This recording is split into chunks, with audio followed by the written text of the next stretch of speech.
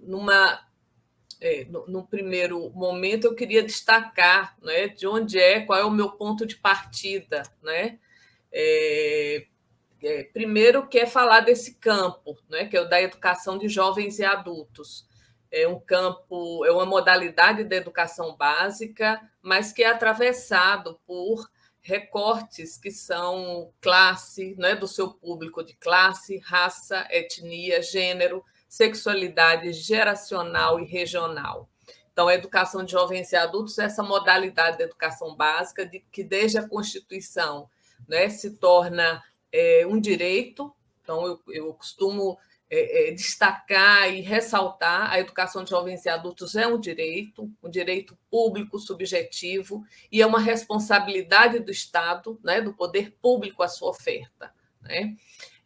Como Jaqueline Moll trouxe, né, é um grande desafio pensar a alfabetização da população jovem e adulta, mas não só, né, a alfabetização e a escolarização da população adulta, que teve esse direito negado. Né? E esse direito ele tem sido sistematicamente negado ao longo da história do nosso país. Né?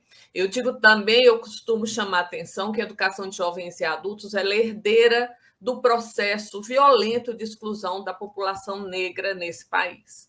Então, a modalidade que é composta, né, no território nacional e na Bahia, isso fica muito mais evidente pela população parda e preta, ou seja, a população negra, ela que compõe, né, na sua maioria, a população da educação de jovens e adultos. Isso nos coloca um grande desafio, né, que é pensar essa modalidade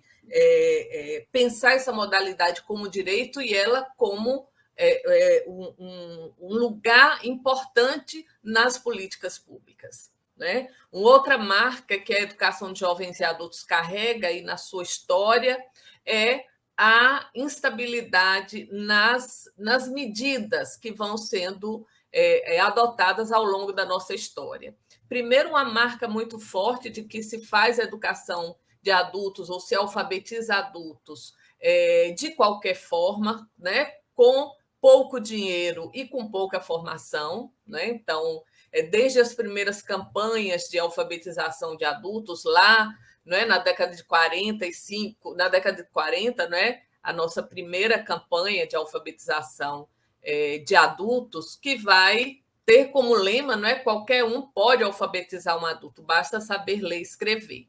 Nessa ideia, eu diria que é um desafio de longa duração no campo da educação de jovens e adultos, que passa, né, desde os períodos de maior autoritarismo no nosso país, mas que nós não conseguimos, de fato, nos desvincular dessa perspectiva em momentos de períodos democráticos. Então, eu acho que esse é um outro grande desafio da educação de jovens e adultos e que está nos desafios que eu chamo de longa duração. Né? Um outro grande desafio da educação de jovens e adultos é pensar a formação de professores. Né? Então, primeiro, pensar que essa é uma modalidade que é um direito, ela precisa ser garantida e ser ofertada, né? Ela precisa estar vinculada aos sistemas de ensino, mas ela precisa também ter um modo próprio, um modo específico de ser trabalhada. Esse, eu diria que é um desafio também de longa duração. Né? Desde as primeiras experiências, se busca material que muitas vezes infantiliza o público da educação de jovens e adultos. Né? Muitas vezes se olha para esse jovem adulto como se ele fosse destituído de saberes, de conhecimentos, como se ele tivesse parado num tempo porque ele não ingressou na escola ou porque ele interrompeu em determinado momento a sua trajetória escolar. Né? Esse é um outro grande desafio. Né? Um outro grande desafio na educação de jovens e adultos, né, é pensar que essa é uma modalidade que precisa, não é, como o próprio nome já informa, ela precisa de um modo próprio de trabalhar com esse público e que muitas vezes precisa romper com a rigidez, né, dos sistemas de ensino, da escola, né, dessa escola, essa escola moderna, essa escola que nós conhecemos e naturalizamos. Né? Então, é uma escola que precisa, para atender esse público, criar modos específicos de trabalhar, tanto o currículo, como os tempos escolares, né? Como a relação professor-aluno, né? Preciso pensar num modo específico de trabalhar com esse público. E é uma modalidade que vem ao longo, né? Desde 2007, a gente vem enfrentando um grande desafio na EJA, que é a redução das matrículas no campo da educação de jovens e adultos. Né? E muitos estudos vão nos dizer, né, de que muitos sistemas, muitos municípios e estados vão alegar, né, que há uma demanda reduzida, os adultos não permanecem na sala e, por isso, não tem a justificativa, né, de manter ou de ampliar. Então, é uma modalidade também que enfrenta, ao longo da sua história, esse grande desafio e, mais recentemente, né, de 2007 para cá, essa redução no número de matrículas, mas que o que vai nos dizer, quando a gente faz estudos mais apurados, é que os adultos, né, os jovens e os adultos, continuam fora da escola. Né? A gente tem ainda uma parcela significativa, eu vou trazer dados que eu queria mostrar, inclusive, alguns slides, mas eu não consegui, mas vamos ver se eu consigo ainda.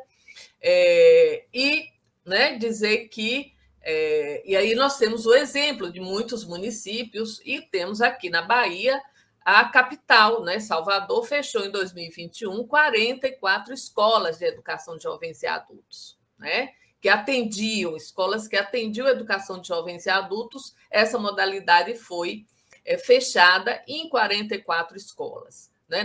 Numa cidade que tem uma demanda ainda significativa de tanto de alfabetização como de anos iniciais e anos finais do ensino fundamental.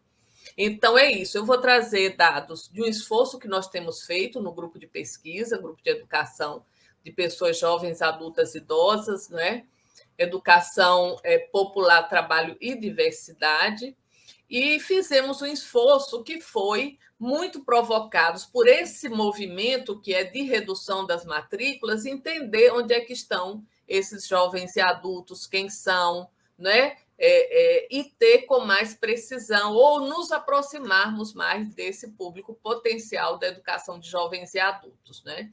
Esse esforço tem sido feito não só em projetos que nós coordenamos, projetos de pesquisa, mas também em orientações de trabalhos de mestrado, de doutorado, de iniciação científica, né? E trabalhos de conclusão de curso. Eles têm, né, esses trabalhos, nós temos nos debruçado e com atenção, né, mais específicas para as metas 8 e 9 do PNE e, claro, do Plano Estadual de Educação, que vão nos dizer tanto da meta, que é da elevação da escolaridade, né, e a redução da desigualdade entre pessoas negras e pessoas brancas, né, o campo e a cidade. Nós vamos perceber que nós temos um desafio ainda gigantesco. Né? A meta 8 nós não conseguimos, né, atingir, como também não conseguimos a meta 9. Né? Estamos numa região que também figura como uma região que apresenta os maiores percentuais, e isso também está relacionado a um projeto de desenvolvimento da nação ao longo do século XX, que relegou a região Nordeste, né? E investiu principalmente no desenvolvimento de ciência, de tecnologia, né? de emprego, né, de desenvolvimento na região sul-sudeste, e deixa essa região, né, norte e nordeste como as regiões que ficaram, de algum modo, preteridas no desenvolvimento de políticas públicas e educacionais. Né? Então, é nesse sentido que temos nos debruçado para tentar né, entender como é que esses números se apresentam. Eu não sei como é que eu faria para apresentar um slide que eu tenho aqui. Não sei se você conseguiria me ajudar. Compartilhar tela. Será que aqui? Vamos aqui, vamos ver.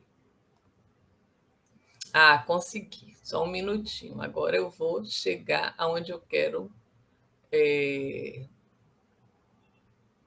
Será que é isso? Acho que é isso aqui. Ah, consegui. Então, eu estava falando aqui do quanto nós temos nos debruçado, né, sobre as metas 8 e 9 do Plano Nacional de Educação e do Plano Estadual. E aqui eu trago alguns dados, né, dialogando com os últimos dados da PNAD contínua de 2022, que vai nos dizer, então, qual a situação, né? Vou começar, então, com o analfabetismo, né? E olhando para a população de 60 anos ou mais e a população de 15 anos ou mais. Então, quando analisamos a população de 60 anos ou mais, nós percebemos que há uma redução, não é? Aqui de 2016 até 2022, mas essa redução ela ainda apresenta para a população preta e parda, não é? Ou seja, a população negra, ainda um percentual no Brasil, não é? De 23%, 23% da população, 23,3% da população não alfabetizada em relação a 9,3% da população branca, o que vai nos dizer que há uma desigualdade gigantesca, né? No acesso à alfabetização quando consideramos a população de 60 anos ou mais. Quando consideramos a população de 15 anos ou mais, aí nós temos a redução maior, né, desse analfabetismo, mas também ainda a desigualdade gigantesca entre a população negra e a população branca, né? É claro que, quando consideramos a população de 15 anos ou mais, aí nós já temos a população que é herdeira aí desses anos, né? Essa população que já inclui toda ela após a Constituição de 88, a ampliação, não é? Do processo de escolarização, não é? Das políticas que serão desenvolvidas a partir de então. E, em especial, a gente vai perceber que no período de 2004 a 2014 é uma redução muito grande, como nunca, né, tivemos em outros períodos da história do país.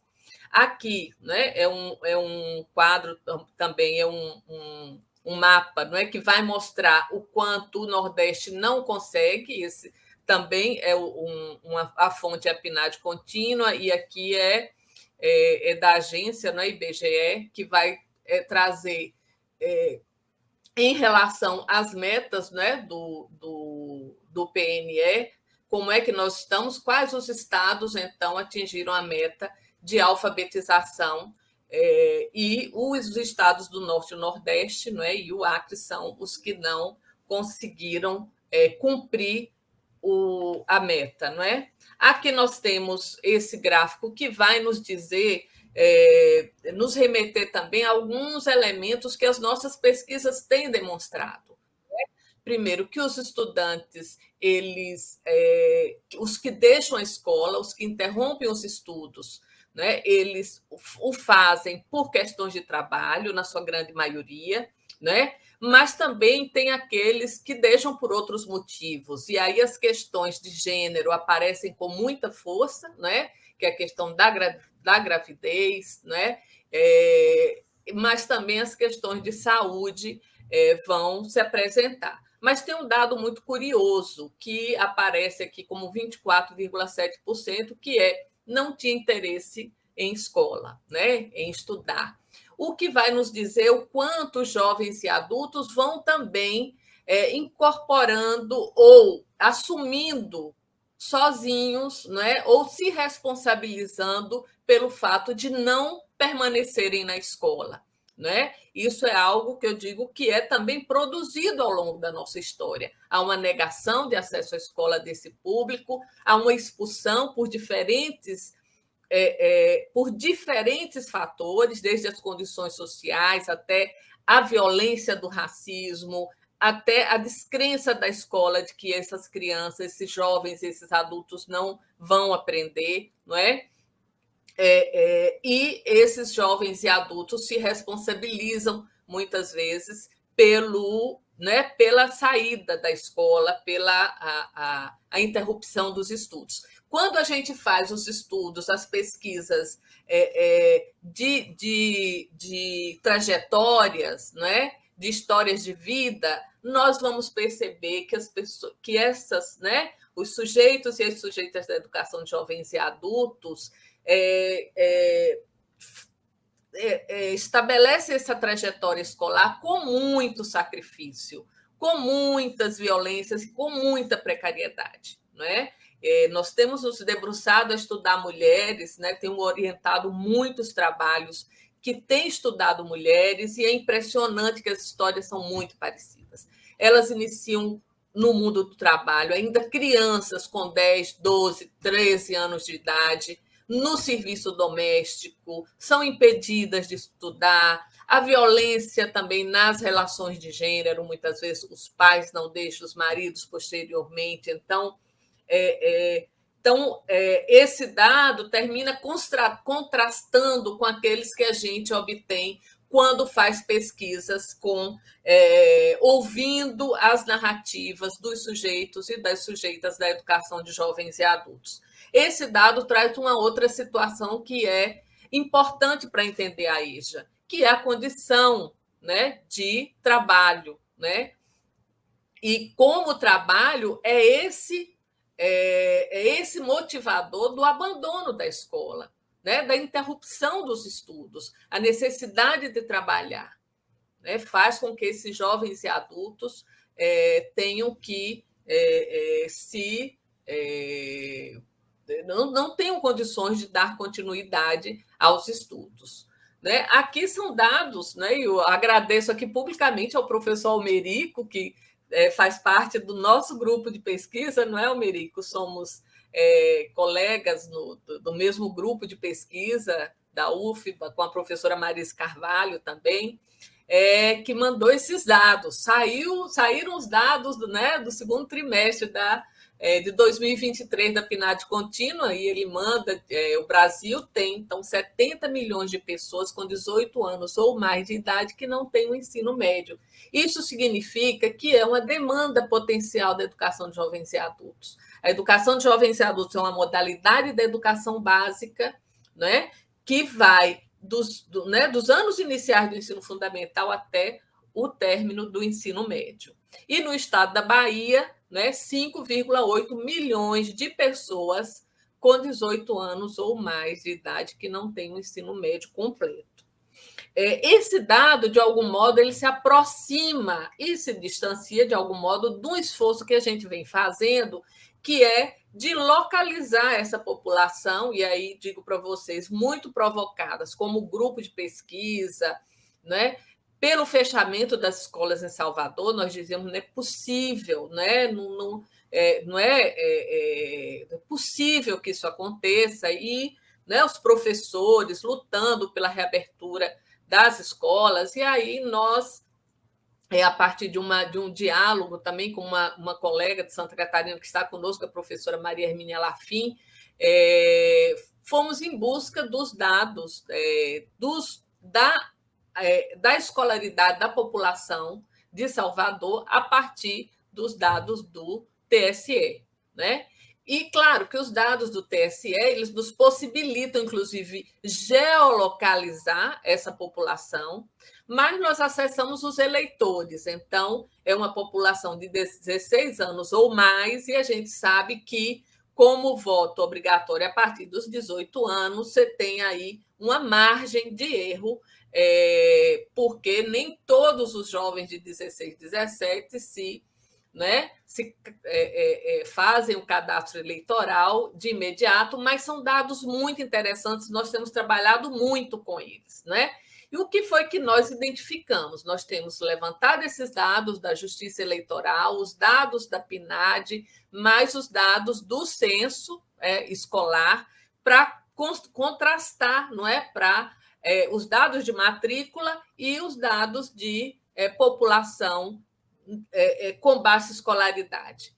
Então, o que nós temos aqui, por exemplo, na cidade de Salvador, do eleitorado, né, de Salvador, nós temos 13 mil pessoas que se declaram não alfabetizadas. 61 mil pessoas que se declaram que sabem ler e escrever, o que significa que é uma demanda para a população, para o ensino fundamental,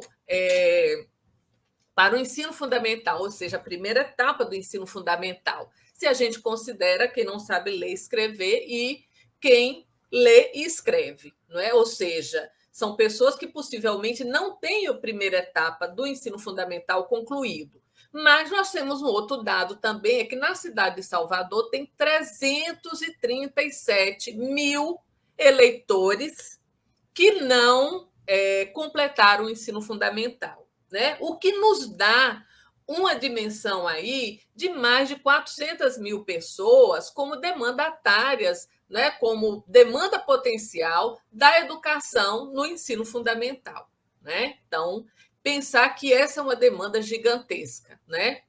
E nós temos na cidade de Salvador matrículas, considerando todos os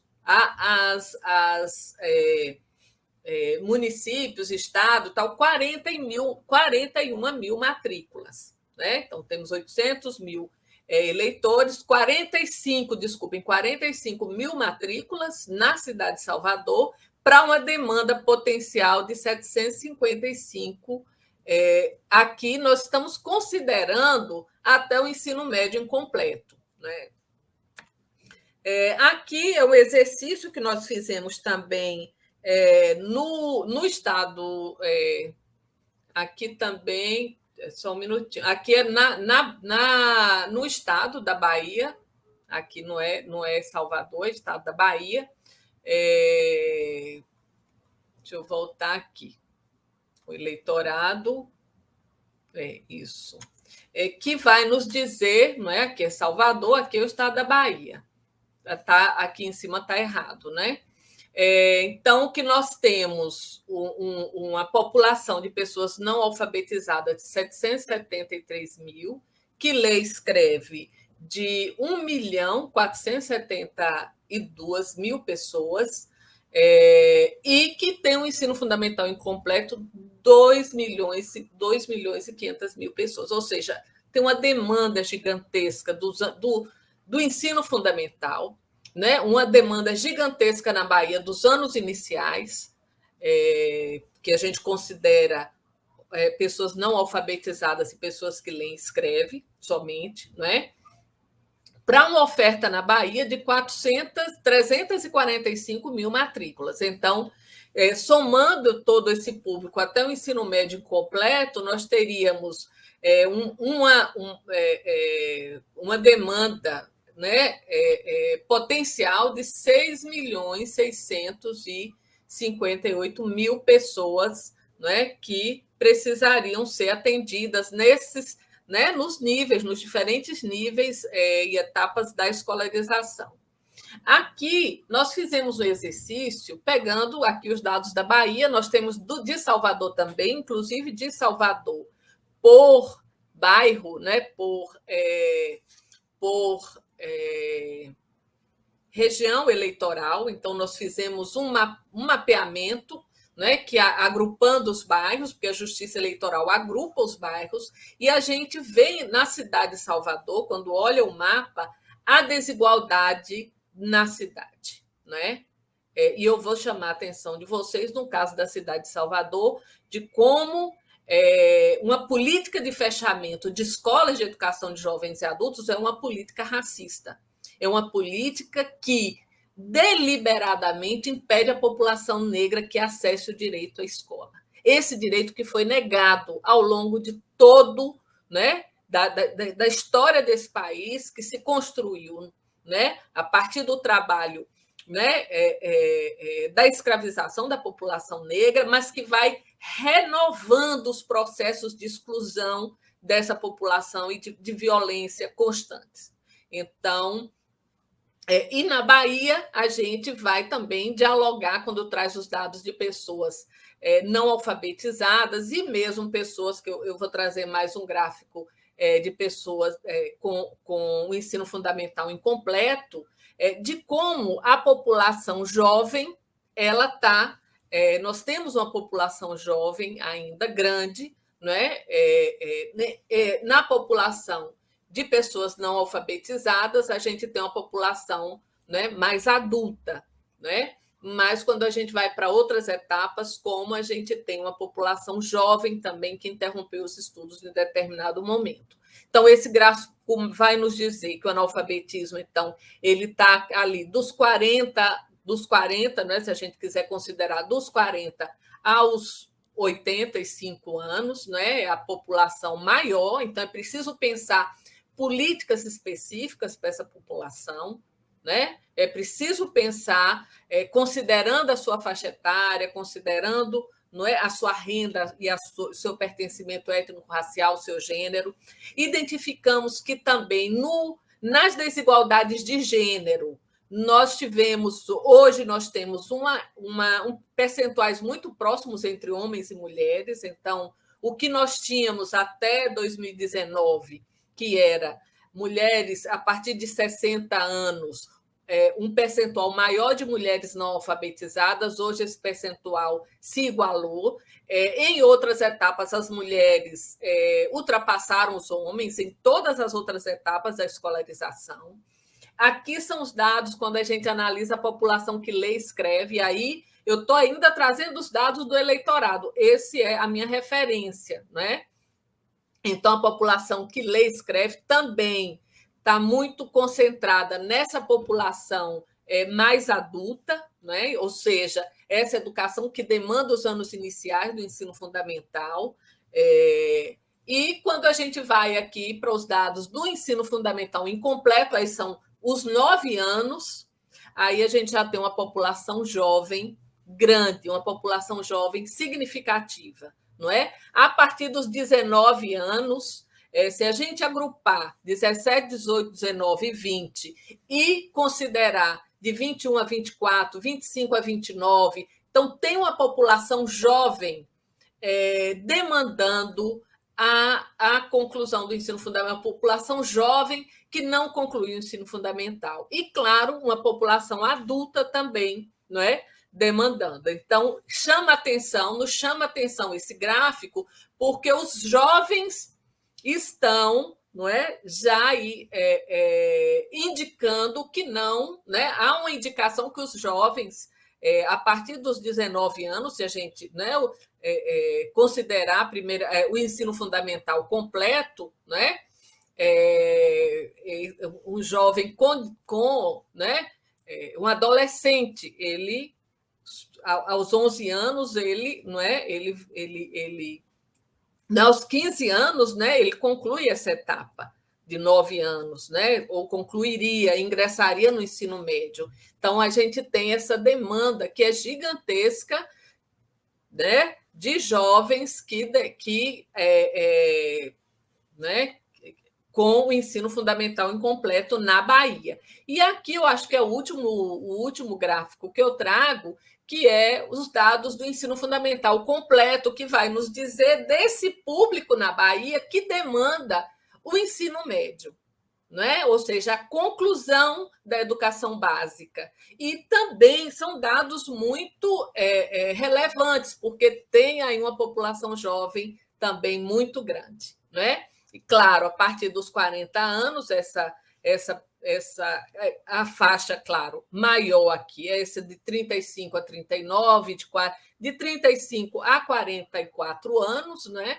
Mas tem uma população jovem muito grande, então é preciso pensar, né? Ao pensar as políticas, ao pensar no plano nacional, próximo plano nacional, plano estadual de educação, é preciso levar em conta essas demandas. E aqui são as matrículas que eu já apresentei lá no quadro anterior. Então, a gente tem uma demanda gigantesca de de pessoas que não concluíram a educação, né, o ensino fundamental e o ensino médio, e a gente tem um percentual, uma matrícula muito reduzida, e quando a gente distribui isso nas dependências administrativas, a gente vai percebendo como é gigantesco a demanda que a gente tem em relação à oferta da educação de jovens e adultos na Bahia como um todo, né, e na cidade de Salvador, tá? Então, essa tabela vai mostrando isso nas faixas etárias, né, como é que as faixas etárias também vão apresentando essa demanda. A gente tem a juventude aí com uma demanda grande, né, de 20 a 24 anos, mas também uma população a partir dos 40 anos. Essas informações são do censo escolar de 2022. Do mesmo modo, a gente tem aqui nessa distribuição, ou seja, quem é que está atendendo os municípios. Bem, aqui eu vou encerrando por mais dois gráficos, que é esse, que vai nos dizer do pertencimento étnico-racial da população, né? Então, na cidade de Salvador, das matrículas, né, que são 45 mil matrículas, como é que elas estão distribuídas entre a população preta e parda, ela é a que predomina, tá? E, finalmente, na Bahia também, e tem um dado importante, então, das 345 mil matrículas na Bahia, grande parte dela é entre a população preta e parda, mas a população preta ela se reduz aqui, não é? Quando a gente analisa os dados gerais da Bahia, e há uma população muito grande que não se declara, não é? Que não há. Então, possivelmente, grande parte dessa população que não declara, né, a cor raça, né, aqui é menor na cidade de Salvador, mas quando a gente analisa os dados da Bahia, são dados maiores de como é que a gente. Bem, nesse sentido, nós temos desafios gigantescos para pensar a educação da população